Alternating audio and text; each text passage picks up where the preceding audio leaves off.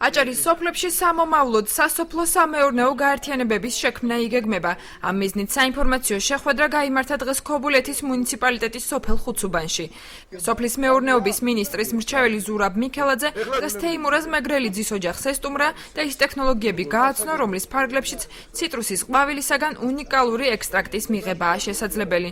შეხვედრა მიზნად ისახავდა სოფლად არსებული ოჯახური მეურნეობის ბაზაზე მსხვილმასშტაბიანი ფერმერული მეურნეობის გაერთიანების ჩამოყალიბება და შემდგომში საწარმოთა ქსელის შექმნა. ადგილობრივი მოსახლეობა ახლა მე გაწევრიანებაში ერთი 2 დღე ვიარეთ გაწევრიანებაზე, 100 ოჯახი გაწევრიანდა, მაგრამ ხალხი ისე ენთუზიაზმით ეკიდება ამას. ალბათ ამდენი 25 წლის განმავლობაში უპატრონოთ იყო კოლექტივი, პატრონი არ ყავდა, რამე არ ყავდა და ახლა რომ გამოჩნდა ეს კოოპერაცია, იგივე კოლმეურნეობაც ახლა გადათარგმნა გლეხმა, ფერმერმა.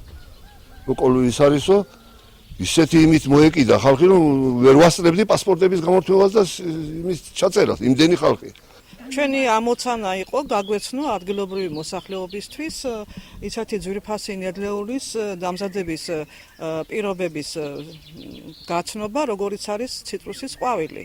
ეს ციტრუსის ყვავილი მასიური ყვავილობის დროს საერთოდ 90% მეტი იკარგება და ლპება.